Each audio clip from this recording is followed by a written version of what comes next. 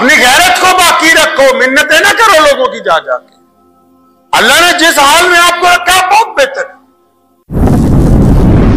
अल्लाहु अकबर। आज लोग परेशान हैं कि कर्जा लेंगे, ईएमआई बनवाएंगे, ये करेंगे वो करेंगे। अरे कुछ वक्त अगर आप ऐसी तरह गुजार दें,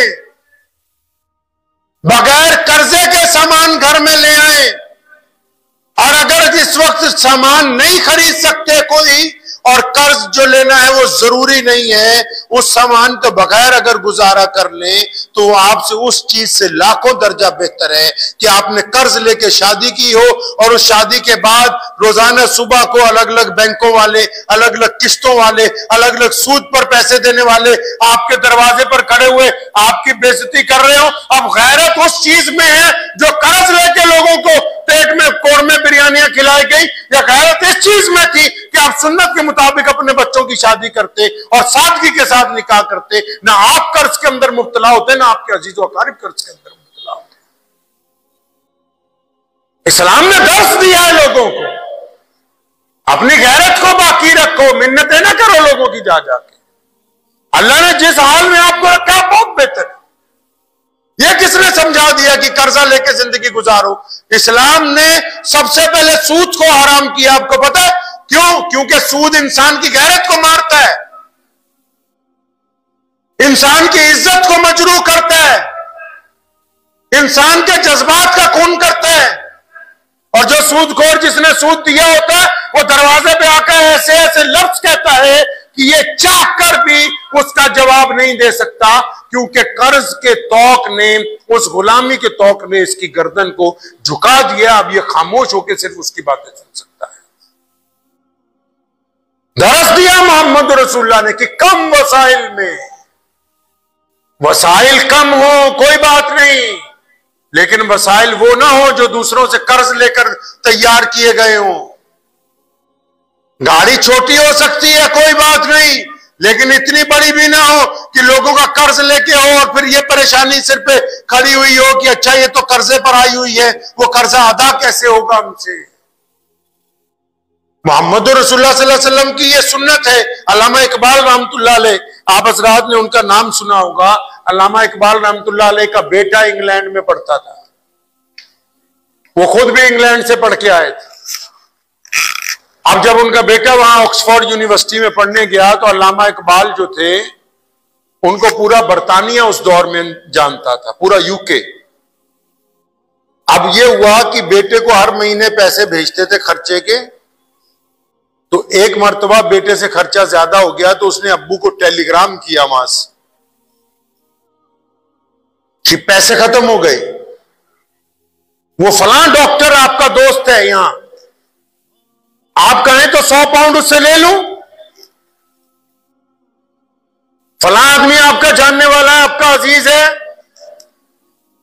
आप चाहें तो उसको मैं जाऊं और कह दूं कि अब्बा के तरफ से कि मुझे 100 पाउंड दे दो, जब मेरे पैसे आएंगे मैं आपको लौटा दूंगा। अगर दुनिया के लिहाज से देखें तो कोई बुरी बात भी नहीं। अब हमें पता हो आने वाले हफ्ते में मेरे पैसे आने वाले हैं, हम किसी को कहते भाई जरा दे दे, मेरा काम चल जाए, बाद में तेरे से ले लेंगे। तो अल्लामा इकबाल के बेटे ने चिट्ठी लिखी अल्लामा को, टेलीग्राम किया कि अब्बा पैसे खत्म हो गए, तो आपके दोस्त हैं उनसे 100 पाउंड ले लेता हूं, जब आपकी तरफ से पैसे आएंगे मनी ऑर्डर तो मैं उनको लौटा दूंगा। तो अल्लामा इकबाल ने उस पर एक नज़म कलमबंद किया और उसका एक मिसरा अपने बेटे को लिख के भेजा। फरमाया खुदी न बेच गरीबी में नाम पैदा कर, खुदी न बेच गरीबी में नाम पैदा कर। फरमाया अगर तू आज उधार ले लेगा फिर तो तेरी गर्दन उस डॉक्टर के आगे झुक जाएगी। आज आदत पड़ गई अगर मांगने की, उधार लेने की आदत पड़ गई, फिर सारी जिंदगी में तुम बड़े आदमी बनने वाले नहीं हो।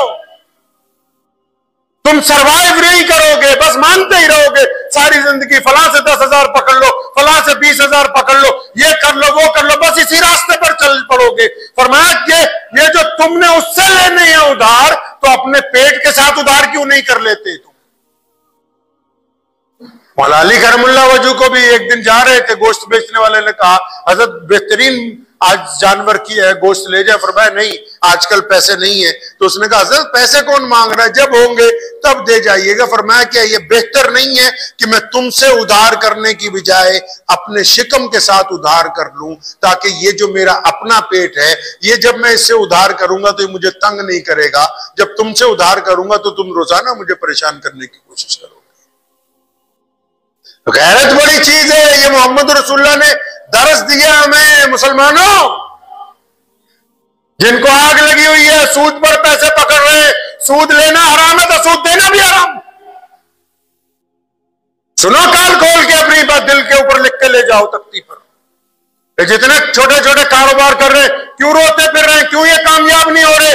इन्होंने अपनी गैरत बेच रखी है। सूद पर पैसा पकड़ते हैं, किस्तें देते हैं, किस्तें टूट जाती हैं। वो बंदा इनकी दुकान पे आके इतनी बदतमीजी की बातें करता है, ये अपनी गैरत बेच के उसकी बातें सुनते हैं। अब जो हो ही बेगैरत, उनके काम में बरकत होने वाली है नहीं, उनके काम में बरकत नहीं होने वाली।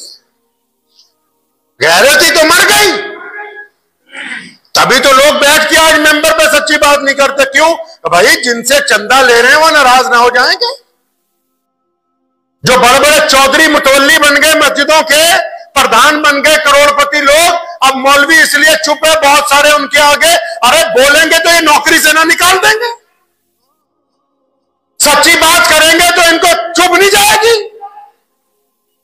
अब जब गैरत का सौदा करोगे, चाहे कोई हो, चाहे वो दुकानदार हो, चाहे वो लीडर हो, चाहे वो सियासतदान हो, चाहे वो मौलवी हो, जिसने भी अपनी गैरत का सौदा किया है वो दुनिया के अंदर जलील होगा और क़यामत वाले दिन अपने रब के आगे जवाब देगा कि तुमने मोहम्मद रसूलुल्लाह के हुक्म की खिलाफ वर्जी क्यों की थी।